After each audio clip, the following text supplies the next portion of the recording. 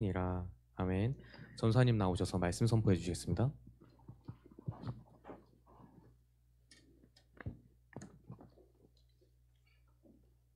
네, 저희 목사님 요즘 일이 많으셔가지고 제가 이렇게 한 번씩 서게 됩니다. 목사님 지금 하시는 일이 일단 RTS 학교 총동문 회장도 맡으셨고 이번에 노회장 우리 수원노회 전체 장을 맡으셔서 어, 본부 쪽에서 부르시는 그런 일들이 참 많습니다.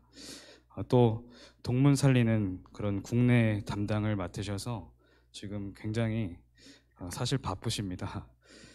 그래서 이렇게 출타하실 때도 있고 어쩔 때는 사실은 어, 저를 훈련시키기 위해서 하실 때도 있는 것 같고 새벽 기도 때 이제 월요일은 제가 하기로 했고 또 화요일은 최현중 간사님이 하기로 하고 이렇게 저희를 훈련시키고 계십니다.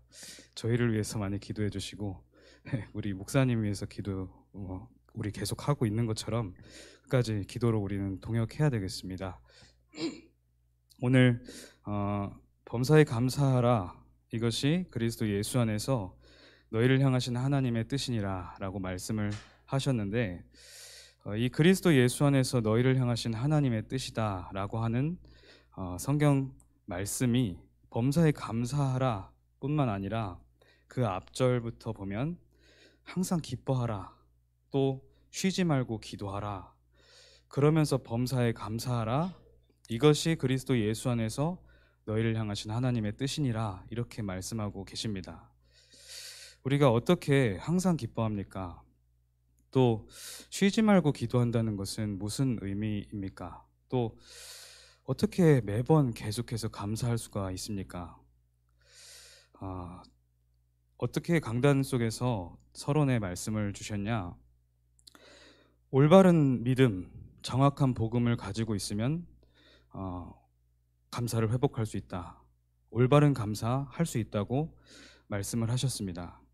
우리는 그래서 가장 먼저 해야 될 것은 정확한 복음을 다 가지고 있는 것입니다. 마태복음 16장 13절로 20절에 보니까 예수님이 제자들을 데리시고 가이사랴 빌립보 지방에 머물러서 질문을 하십니다.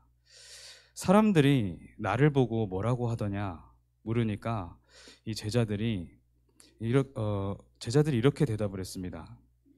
사람들이 세례 요한 같기도 하고 엘리야라고도 하고 또 예레미야 같다고도 하고 또 선지자 중에 하나 같습니다라고 말하기도 합니다. 그렇게 말하면서 예수님이 제자들에게 그러면 너희들은 나를 뭐라 말하느냐? 너희는 나를 어떻게 알고 있느냐? 그때 베드로가 이렇게 대답을 합니다. 주는 그리스도시요 살아계신 하나님의 아들이시니이다. 이 고백 이후에 예수님은 베드로를 굉장히 칭찬하시고 또 축복하십니다. 자, 그러면 왜 이걸 질문하셨고 또 제자들에게 왜 다시 어떤 대답을 원하셨는가? 그리고 베드로가 한 대답에 왜 그렇게 칭찬을 하셨는가? 사실 여기서 정확한 복음이 무엇인가 나오는 겁니다. 세례 요한 같다고도 합니다. 라고 하는 건 뭐겠습니까? 세례 요한은 당시에 잘못된 부분을 이 이스라엘 국가와 왕이 또 이 지도자들이 잘못하고 있다. 이런 것들을 많이 고발하던 그런 모습을 많이 가지고 있습니다. 물론 예수님이 오실 길을 준비하던 또 다른 선지자였지만 이 왕에게 많은 고발도 하고 잘못된 것을 지적도 하고 이런 것들을 많이 했었습니다. 올바른 것을 중시하고 어떤 굉장히 정치적인 부분을 건드렸던 사람이기도 합니다. 엘리야 같다고도 합니다. 라는 엘리야는 뭐겠습니까? 엘리야는 굉장히 이 신비적인 능력을 나타냈던 그런 선지자입니다. 거짓 선지자들을 이 기적으로 물리치고 또 막 걸어갈 때도 뭐 한달음에 그냥 몇 킬로미터를 이렇게 갔던 그런 내용도 나오고요. 그래서 신비적인 능력, 어떤 신비적인 체험 이런 것들도 엘리야의 모습입니다. 예수님에게서 이런 모습도 보였다는 거죠. 기적을 일으키시고 치유도 행하시고 하시는 겁니다. 또 어떤 사람들은 예레미야 같다고도 합니다. 예레미야는 별명이 눈물의 선지자, 굉장히 사랑의 그런 선지자, 이스라엘 백성들을 보면서 눈물 흘리고 사랑해주고 이런 선지자의 모습이었습니다. 선지자 중에 하나라고도 합니다. 이렇게 말하는 것은 어떤 종교의 큰 지도자가 나타났다 이 정도로 생각을 하는 거죠.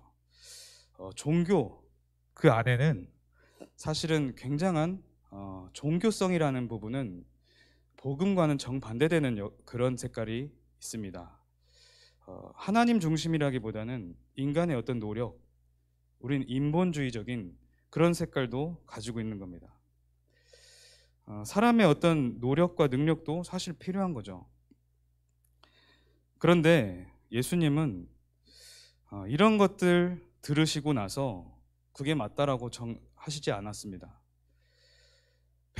제자들에게 다시 너희들은 뭐라고 말하느냐, 너희는 어떻게 알고 있냐 질문하시고 베드로의 고백에 칭찬하시고 축복하신 겁니다. 예수님은 누구십니까? 예수님은 바로 그리스도입니다. 세례 요한도 아니고 엘리야도 아니고 예레미야도 아니고 선지자도 아닙니다. 정치를 하는 사람도 아니고 엘리야처럼 신비적인 능력이 모든 것인 분도 아닙니다. 사랑으로 막 감싸주고 이게 전부인 분도 아닙니다. 종교의 지도자 그 정도도 아닙니다. 예수 그리스도는 누구시냐? 로마서 8장 1절로 2절. 그러므로 이제 그리스도 예수 안에 있는 자에게는 결코 정죄함이 없나니 이는 그리스도 예수 안에 있는 생명의 성령의 법이 죄와 사망의 법에서 너를 해방하였습니다.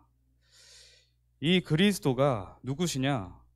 하나님 떠난 이 죄성으로 저주받고 재앙받을 수밖에 없는 인간의 이 원죄를 십자가에서 완전히 해결하신 그리스도라는 겁니다. 어린 양처럼 우리의 죄를 대신 지시고 십자가에서 어린 양과는 다르게 단번에 인류의 모든 죄를 지시고 죽으신 분이 바로 그리스도입니다. 그 십자가에서 이 죄를 대신 지시고 해결하신 겁니다. 요한일서 3장 8절에는 하나님의 아들이 나타나신 것은 마귀를 멸하려 하심이라.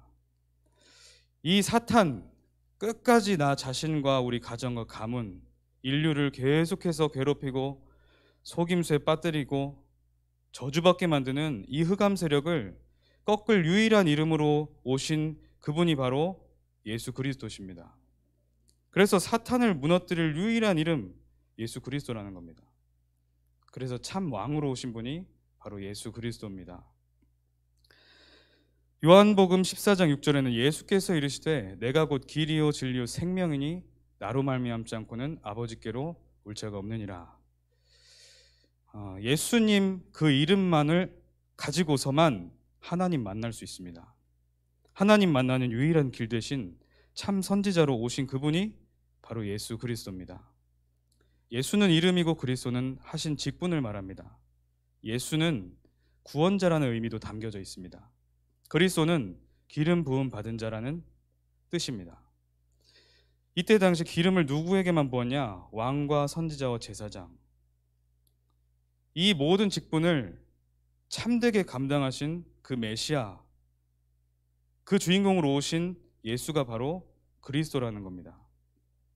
세례 요한도 아니고 엘리야도 아니고 예레미야도 아니고 선지자도 아닙니다. 오직 예수 그리스도, 그것만 우리는 기준 삼아야 됩니다. 그게 시작되어야 진정한 참 감사가 회복되는 것입니다. 그런데 이 베드로가 그 그리스도를 하나님의 은혜로 깨닫고 고백한 것입니다. 그랬더니 예수님이 바요나 시모나 내가 복이 있도다. 바요나라는 것은 요한의 아들 시모나 이런 뜻입니다. 요한의 아들 시모나 내가 복이 있도다. 이를 내게 알게 하니는 혈육이 아니요 하늘에 계신 내 아버지시니라. 요한의 아들인데 요한 너의 아버지가 그걸 가르쳐 줄 수가 있는 것이 아니다. 하늘에 계신 내 아버지가 너에게 큰 은혜를 주셨구나. 그렇게 말씀을 하시는 겁니다. 내가 내게 이르노니 너는 베드로라. 내가 이 반석 위에 내 교회를 세우리니 음부의 권세가 이기지 못하리라. 이 고백의 반석 위에 하나님은 교회를 세우시겠다는 겁니다. 베드로가 하나님이 세우신 교회가 되었습니다. 왜 되었냐? 주는 그리스도시요 살아계신 하나님의 아들이시니다. 이 고백 가지고 있었기 때문입니다. 이것이 우리가 세워야 할 견고한 반석인 겁니다. 이거 말고는 우리 인생에 어떤 것도 반석이 될 수가 없습니다. 그러시면서 내가 천국 열쇠를 내게 주리니 내가 땅에서 무엇이든지 매면 하늘에서도 매일 것이요 땅에서 무엇이든지 풀면 하늘에서도 풀리리라. 이 고백으로 반석을 든든히 세운 자의 기도에 하나님은 반드시 응답하시겠다. 그렇게 말씀하시는 겁니다. 우리가 뭐부터 시작해야 됩니까? 우리 속에 세례 요한, 우리 속에 엘리야, 우리 속에 예레미야 다 제거해야 됩니다. 사실은 제거한 만큼 응답 온다고 저는 믿습니다. 그런데 예수님이 이상한 말씀을 하십니다. 20절에 이에 제자들에게 경고하사 자기가 그리스도인 것을 아무에게도 이르지 말라 하시니라. 아무에게도 이르지를 말라고 하시는 겁니다. 그렇게 기뻐하셨던 그 고백을 아무에게도 말하지 말라. 왜 그런가는 다음 장부터 계속해서 나오게 됩니다. 제자들이 아직 알릴 시간표도 아니고 제자들이 베드로가 고백은 했지만 진정으로 제대로 깨닫지는 못했던 겁니다. 그 증거로 21절부터는 예수님이 이제 자기가 이 그리스도로 왔는데 그리스도의 일을 어떻게 행할 것인가에 대한 이야기를 처음 제자들에게 하시는 겁니다. 그때까지는 제자들이 이 예수님이 뭔가 능력이 있고 그리스도로 오셔서 진짜 새로운 왕으로 세상을 완전 이제 사로잡을 왕으로, 통일할 왕으로, 평화를 가져올 왕으로 그렇게 믿고 따라갔던 겁니다. 근데 예수님이 하시는 말이 자기가 예루살렘에 올라가서 장로들과 대제사장들과 서기관들에게 많은 고난을 받고 죽임을 당하고 제3일에 살아나야 할 것을 제자들에게 나타내신 겁니다. 내가 이제 고난받고 죽을 거다. 예루살렘에 가서 그렇게 될 거다. 그렇게 예언을 하시는 겁니다. 근데 베드로가 어떻게 반응합니까? 주는 그리스도시요 살아계신 하나님의 아들이십니다. 당당하게 고백한 베드로가 항변하여 이르되 주여 그리하지 마옵소서 이 일이 결코 주께 미치지 아니하리이다. 이렇게 말을 합니다. 이 말이 뭡니까? 그리 마옵소서 절대 그런 일은 주님께 일어나지 않습니다. 그건 잘못된 일입니다. 그렇게 되는 건 맞지 않는 일입니다. 세례 요한. 그게 예수님, 제가 예수님을 정말 사랑하고 따르는 그런 제자입니다. 예레미야. 당신 같은 이런 절대적인 지도자가 나와야 되는데 그렇게 죽으시면 어떡합니까? 선지자 중에 하나이다. 그 상태가 베드로에게는 아직도 남아있는 겁니다. 그때 예수님이 뭐라고까지 말씀하십니까? 예수께서 돌이키시며 베드로에게 이르시되 사탄아 내 뒤로 물러가라. 예수님이 보실 때는 이것을 조장하는 것이 바로 사탄이다. 이렇게 보시는 겁니다. 너는 나를 넘어지게 하는 자로다. 내가 하나님의 일을 생각하지 아니하고 도리어 사람의 일을 생각하는도다. 하나님의 일을 전혀 생각하지 못하고 사람의 일에만 계속 그렇게 각인되어 있는 상태, 그것을 예수님은 사탄이라고 표현했습니다. 그러시면서 뭐라고 하십니까? 24절에는 이에 예수께서 제자들에게 이르시되 누구든지 나를 따라오려거든 자기를 부인하고 자기 십자가를 지고 나를 따를 것이니라. 자기를 부인하고 자기 십자가를 지고 나를 따를 것이니라. 여러분, 신앙생활이 뭐고 우리가 성도가 되었다는 그 은혜가 무엇입니까? 어떤 좋은 교회를 만나서 우리가 좋은 사람들을 만났다, 그래서 그냥 예배 드리고 은혜 받는다, 이 정도입니까? 그게 아니라 우리의 가치관이 완전히 뒤바뀌는 겁니다. 우리의 세계관이 완전히 진리로 뒤바뀌는 겁니다. 잘못되었던 가치관이 병들 수밖에 없었던 그 세계관이 완전히 뒤바뀌어지는 그 역사가 바로 우리가 아는 신앙생활인 겁니다. 그게 바로 영접의 순간인 겁니다. 자기를 부인하고 자기 십자가를 지고 나를 따를 것이니라. 누구든지 제 목숨을 구하고자 하면 잃을 것이요 누구든지 나를 위하여 제 목숨을 잃으면 찾으리라. 우린 하나님 자녀 됐습니다. 다 받은 그 사실을 제대로 믿고 나를 정말 내려놓는다면 하나님은 모든 것 주시겠다는 겁니다. 그런데 반대로 아직도 세상 것으로 세례 요한, 예레미야, 엘리야, 선지자, 세상의 기준으로 내가 가득 차 있으면 그게 시작이 안 된다는 겁니다. 이렇게 베드로가 아직 각인이 남아 있었다. 그런데 17장에서 또 예수님은 변화산에 데려가셔서 가르치시는 겁니다. 엿새 후에 예수께서 베드로와 야고보와 그 형제 요한을 데리시고 따로 높은 산에 올라가셨더니 그 산에 올라가셨는데 갑자기 변형이 되사 해같이 빛나며 옷이 빛과 같이 희어졌더라. 변화하신 거예요. 예수님이 강한 빛으로. 그러면서 이 세 제자들에게 현상이 나타나는데 모세와 엘리야가 예수와 더불어 말하는 것이 그들에게 보였다. 베드로가 그 환상을 보고 얼마나 감격했는지 베드로가 예수께 여쭈 이르되 주여 우리가 여기 있는 것이 좋사오니 주께서 원하시면 내가 여기서 초막 셋을 짓되 하나는 주님을 위하여 하나는 모세를 위하여 하나는 엘리야를 위하여 하리이다. 감동을 한 거예요. 그리스도 고백했던 베드로가 모세 나타나니까 감동해요. 엘리야 나타나니까 감동해요. 아직도 모세 안에 엘리야 같은 그러한 기준이 남아있는 겁니다. 신비가 없이는 뭔가 엄청난 체험이 없이는 이게 되어지지를 않는 그렇게 만드는 뭔가가 이 베드로 안에는 남아있었던 겁니다. 예수님은 차례차례 이것들을 깨뜨리시는 거예요. 무리들에게는 그냥 병든 거 치유해주고 막 아픈 거 낫게 해주고 배고플 때 먹을 거 주고 이렇게 그냥 하셨습니다. 제자들은 동행하시면서 이 완전 근원적인 부분들을 그 기준과 가치관 세계관을 완전히 뒤엎어버리시는 거예요. 근데 그때에 호련히 빛난 구름이 그들을 덮으며 그 제자들을 덮으며 구름 속에서 소리가 나서 이르시되 이는 내 사랑하는 아들이요 내 기뻐하는 자니 너희는 그의 말을 들으라 하는지라.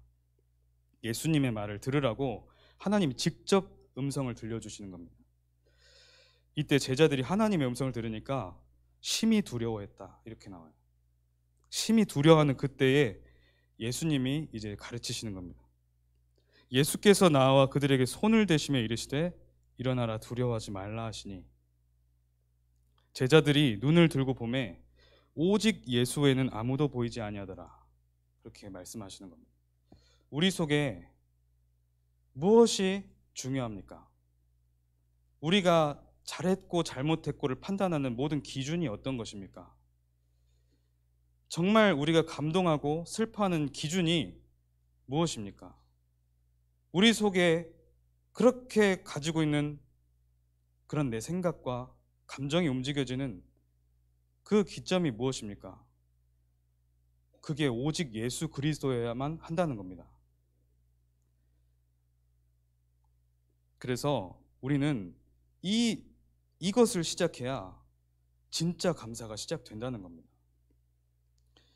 예수 그리스도 그 어떤 것도 이 이름보다 큰 것은 없습니다. 지금 우리가 당하고 있는 개인의 문제, 우리 가정의 문제, 내가 그렇게 해결되지 않는 그 문제가 예수 그리스도 그 이름보다 크지 않습니다. 예수 그리스도 그 이름이 가장 큰 이름입니다. 가장 큰 능력입니다. 우리는 그저 예수 그리스도 이름 붙잡고 나아가도록 부름받은 것입니다. 사람이 하나님을 떠나서 죄 가운데 묶여서 모든 문제가 시작되었습니다. 그런데 이 예수 그리스도가 길인데 예수 그리스도를 모르니까 사탄에 붙잡혀서 요한복음 8장 44절 그 아비 이 너희들은 사탄이 바로 아비가 되어버렸다. 그래서 그 아비 욕심대로 너희는 행할 수밖에 없다. 사탄에게 붙잡혀서 이제는 우상 숭배할 수밖에 없는 영적 상태 돼버린 겁니다. 하나님이 원래 함께 하시도록 설계가 되었는데 하나님이 비어 있으니까 뭐라도 붙잡고 살아가야만 하는 겁니다. 그런데 그것을 붙잡게 만드는 그 모든 함정을 사탄이 파놓고 어떤 사람에게는 형상 우상, 어떤 사람의 신념, 어떤 사람에게는 어떤 물질, 거기에 굉장히 집착하도록 될 수밖에 없는 죄를 가진 인간이 되어버린 겁니다. 그러니까 모든 것을 다스리도록 창조된 인간이 모든 것에 굴복할 수밖에 없는 그러한 상태가 되어버렸습니다. 이 우상 숭배에서 뭔가 채워지면 감사한데 그게 아니라 오히려 계속해서 정신 문제, 우울증, 조울증, 조현병, 강박증, 이 가위눌림과 악몽과 이 병명을 알 수 없는 여러 가지 정신병들이 찾아오고 계속해서 후대들에게 내려갑니다. 그리고 정신의 문제뿐만 아니라 우리 가정에는 자꾸만 분쟁과 사고와 갈등과 질병과 모든 것이 계속 찾아오는 겁니다. 하나님은 이렇게 인간을 창조하시지 않았다는 겁니다. 이 문제가 왜 시작됐고 왜 지금도 우리를 괴롭히느냐? 하나님 떠나서 그 원죄 때문에 그것이 인류 속에서 계속해서 흘러왔기 때문에 이게 이렇게 이 문제를 당하면서 열심히 극복하며 살아가려고 합니다. 나름대로 극복하고 끝까지 살아낸 사람들. 근데 결국엔 어디 갑니까? 사람이 죽는 것은 정해진 것인데 그 이후에 심판이 있다. 바로 지옥에 가게 되는 겁니다.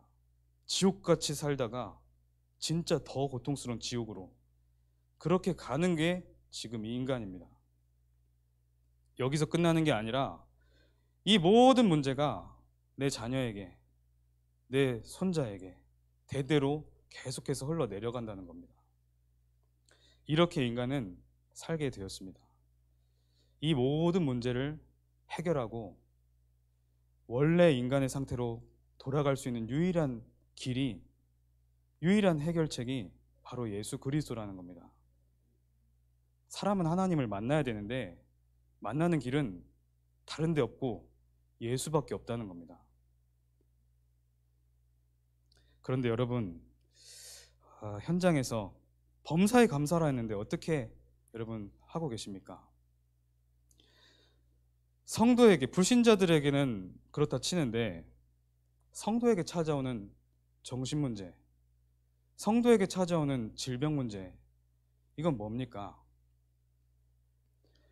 바울도 그 문제를 당했습니다. 지금도 시대를 살리고 있는 바울, 전도자 바울도 그 문제를 당했다는 겁니다. 로마서 7장 24절에는 내 안에는 속사람에는 하나님의 법을 즐거워하고 사랑하는데 내 지체 속에서는 죄의 법이 나를 자꾸만 가둔다. 24절에 오라 나는 곤고한 사람이로다. 이 사망의 몸에서 누가 나를 건져내랴. 그렇게 말을 합니다. 오라 나는 곤고한 자로다. 얼마나 사실 고통스러운 사실은 표현인 겁니다. 고린도후서 12장 8절에는 내가 이렇게 기도를 하는데도 뭔가 육체의 가시가 있다. 그런데 기도하고 보니까 하나님이 나를 자만하지 않게 하시기 위해서 주신 사탄의 사자를 보내셨구나. 그 말은 뭔가 질병도 있었다는 거죠. 바울이 이런 문제들을 가지고 깊은 기도 속으로 들어갑니다. 로마서 7장에 그 곤고한 사람이라는 고백을 한 바울이 깊은 기도 속으로 들어갔는데 다음 절에 뭐라고 고백을 합니까? 우리 주 예수 그리스도로 말미암아서 하나님께 감사하리로다. 그 문제를 통해서 감사한대. 그런즉 내 자신이 마음으로는 하나님의 법을, 육신으로는 죄의 법을 섬기는데, 로마서 8장에 나옵니다. 그러므로 이제 그리스도 예수 안에 있는 자에게는 결코 정죄함이 없구나. 이는 그리스도 예수 안에 있는 생명의 성령의 법이 나를 사로잡고 있던 죄와 사망의 법을 완전히 덮어서 그걸 끊어내 버렸구나. 하나님이 보실 때 나는 의인이구나. 이거를 탁 깨닫게 된 겁니다. 인간은 절대 불가능해요. 어떤 걸로도 할 수가 없어요. 인격, 특별한 재능, 어떤 것도 인간 문제 해결할 수 없습니다. 하나님이 보실 때 그 사람이 의인이어야 그 문제 해결되는 거예요. 그 은혜를 우리가 받았다, 이 말을 하는 겁니다. 고린도후서 12장에 그 육체의 가시는 어떻게 깨달았습니까? 이것이 내게서 떠나가게 하기 위해서 내가 3번 주께 깊이 간구했는데, 바울이 3번 기도했다는 것은 굉장히 진심을 가지고, 사실은 바울 수준에서는 하나님이 쫄랐다는 거예요. 하나님의 뜻을 바로바로 딱 캐치하고 나아갔던 여정 우리가 보지 않습니까? 근데 해결 안 되니까 3번 계속, 그래서 깊은 것까지, 깊은 단계까지 들어갔는데, 그때 바울이 깨달은 복음이 뭡니까? 그때 복음의 정수를 제대로 선포하게 됩니다. 나에게 이르시기를 내 은혜가 내게 족하도다. 이는 내 능력이 약한 데서 온전하여짐이라. 그러므로 도리어 크게 기뻐함으로 나의 여러 약한 것들에 대하여 자랑하리니 이는 그리스도의 능력이 내게 머물게 하려 함이라. 내가 약하기 때문에 하나님의 은혜에 더 의지하고 예수 그리스도의 그 능력이 내게 더 오기를 간절히 기도하는구나. 그러므로 내가 그리스도를 위하여 약한 것들과 능욕과 궁핍과 박해와 곤고를 기뻐하노니 이는 내가 약한 그때의 강함이니라. 우리가 십자가 앞에서 나의 절대 불가능을 인정하고 하나님의 은혜를 간구할 때, 그때 능력이 나타난다는 겁니다. 솔직히 이런 문제들 없이 우리가 기도할 수 있습니까? 이런 문제들 없이 우리 기도할 수 있다고 생각하십니까? 저는 못합니다. 저는 제 자신을 이렇게 볼 때 기도해라라고 그렇게 메시지를 하시는데 기도를 안 해. 제가 기도를 안 하면 저 특별한 이상한 영적 문제인지 뭔지 뭐 하여튼 그런데 뭔가 혼자 있으면은 약간 이렇게 다운되고 우울해지고 예민해지고 이런 것들이 저에게 좀 있습니다. 그럼 바로 기도하면 될 거 아니에요. 그거는 압니다. 기도하면 된다, 회복된다, 그것도 체험하고 그렇기 때문에 너무 감사하고 했는데 그 슬픔과 우울함이 이만큼 찰 때까지도 안 해요. 제가 폭발 직전까지 가도 안 하는 거예요. 폭발을 해야 그때 기도를 하는 거예요. 제가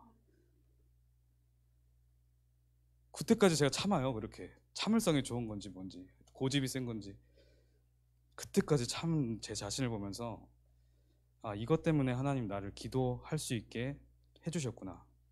그런 조그만 비밀을 그런 가운데서 조금씩 보는 것 같습니다. 우리가 질병 만났습니다. 우리가 어떤 사고 만났습니다. 우리가 어떤 마음의 상처도 가지고 계속 그것 때문에 힘들 때도 있습니다. 성도에게 찾아온 그 문제는 유일한 또 살 길이 되는 겁니다. 진정한 참된 삶을 찾을 수 있는 진짜 길이 되는 겁니다. 불신자에게는 그 문제는 재앙이 돼요. 당연히 100% 재앙으로 다가옵니다. 그것 때문에 다 망가지고 그것 때문에 저주 받습니다. 성도에게 찾아온 그 문제를 통해서는 진짜 능력을 체험하고 진짜 능력을 내게 갖추게 만드는 진짜 길이 되는 거예요. 이게 하나님 자녀입니다. 우리는 영적인 눈으로 자꾸 봐야 돼요. 그게 진정한 사실이기 때문에.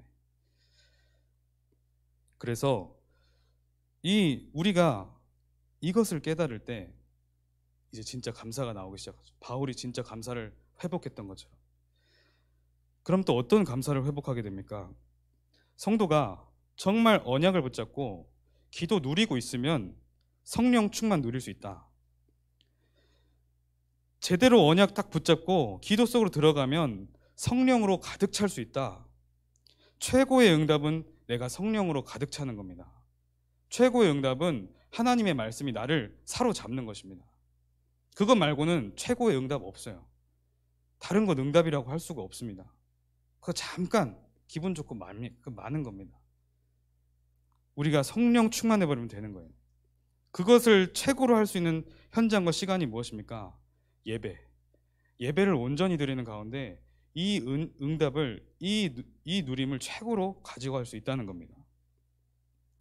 그리고 우리가 세 번째로 누려야 될 감사 뭡니까? 하나님의 나라. 나의 배경이 하나님의 나라구나. 그래서 우리가 할 일은 내게 주신 하나님 나라라는 그 배경을 온전히 누리는 것입니다. 내가 하나님 자녀야. 내가 천국 백성이다. 하나님이 나와 함께 하신다. 천군 천사를 보내셔서 나의 길을 계속해서 지키시고 인도하고 계신다. 그러면서 이 현장에 하나님의 나라가 임하도록 기도하는 것입니다. 우리가 현장 가서 뭐 합니까? 다른 거 하는 거 아닙니다. 하나님 나라 이루도록 하는 거. 사도행전 1장 3절에서 주신 예수님의 미션은 제자들에게 하나님 나라의 비밀을 말씀해 주시고 하나님 나라 이루는 미션을 주신 겁니다. 이 하나님의 나라가 임하도록 우리가 생명 살리는 그 일 속에서, 지금 우리가 캠프하는 그 속에서 우리가 단지 한 사람을 만나서 하나님 말씀을 전하고 뭐 전도를 한다, 이 정도가 아니라 개인의 운명이 뒤집어지는 시간입니다. 그리고 우리가 그 하나님의 나라를 놓고 기도할 때 현장의 운명이 뒤집어지는 시간인 겁니다. 우리가 뭐 전도를, 제 자신을 봐서 전도를 참 제가 잘 못해요. 이렇게 데려다 놓고 앉혔는데도 제가 전도 말을 잘 못하고, 뭐 이렇게 사역해라 연결시켜줘도 잘 못하고, 그런 모습을 참 많이 봅니다. 그래서 참 이거 어떻게 해야 되나. 그래서 더 기도만 해요. 기도만. 제가 이게 낯을 가려서 말도 잘 못하는, 기도하면 될 줄 믿습니다 이러면 기도하는. 그러나 이 사실을 제가 믿고 나아가는 거는 제가 하고 있습니다. 제가 이거 하면 이 사람 운명이 바뀐다. 이 시간표가 오기만 하면 운명 바뀐다. 현장의 운명 내가 뒤집을 수 있다. 그래서 지금 우리가 움직이고 있는 이 여정은 단순히 우리가 뭔가를 하자, 그게 아니라 현장의 운명을 바꾸고 이 세계의 문화를 뒤집고 앞으로 정말로 세계를 살리는 일인 줄 믿습니다. 우리는 단순히 그냥 이렇게 산업하고 하는 게 아니잖아요. 진짜 뭔가 우리가 운동을 하고 있는 겁니다. 교회 하나 이렇게 우리가 잘 모여서 막 열심히 하자, 이게 아니라 지금 세계랑 지금 맞서 싸우고 있는 현장인 겁니다. 영적인 사실, 시공간을 초월하는 그 비밀을 알고 누리고 있다면 우리가 어디에 무엇을 해야 될지 바로 알게 되는 것이죠. 그래서 우리는 오직 예수 그리스도 해야 됩니다. 그리고 오직 세계복음화 붙잡고 가야 되는 겁니다. 마지막으로, 그렇다면 우리는 항상 기뻐할 수 있습니다. 그렇다면 쉬지 않고 기도하는 비밀을 가져갈 수 있습니다. 그렇다면 진짜 범사에 감사하는 축복을 누릴 수 있습니다. 왜 기쁨이 없습니까? 사실은 예수 그리스도 십자가 지지 않고 자기 뜻대로 되지 않기 때문에 기쁘지 않은 거거든요.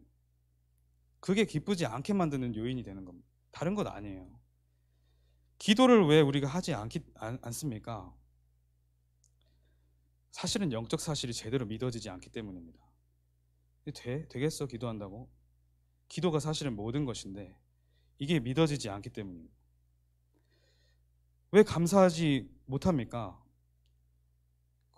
인성적으로, 인격적으로 감사 맨날 말하는 사람이 있는데 그거는 사실은 진짜 감사가 아니죠.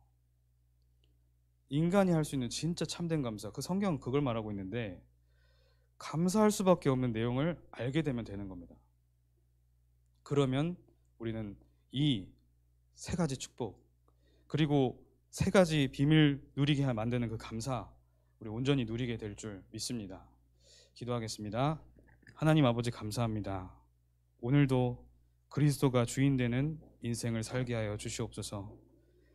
우리 속에 그리스도 아닌 것 모두 내려놓게 하시고 치유받게 하시고 오직 예수 그리스도와 세계복음 위에 달려나가는 우리들이 될 수 있도록 하나님 성령으로 역사해 주시옵소서. 예수 그리스도 이름으로 기도합니다. 아멘.